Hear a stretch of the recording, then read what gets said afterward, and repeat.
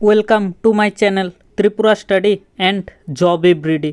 তো এত রাত্রে তোমাদের জন্য একটি নোটিফিকেশন নিয়ে কথা বলবো। আজ টিচার রিক্রুটমেন্ট বোর্ড ত্রিপুরার রেজাল্ট পাবলিশ করেছে। টেট 1 টেট 2 অর্থাৎ পেপার 1 পেপার 2 এর রেজাল্ট এখন প্রকাশিত করেছে। তো তোমাদের রুল নাম্বার দেওয়া আছে, কি তোমরা কি কাস্টের তা দেওয়া আছে, টোটাল নম্বর কত পেয়েছো সব দেওয়া আছে। তো তোমরা রেজাল্ট দেখে নাও, পেপার 1 পেপার 2।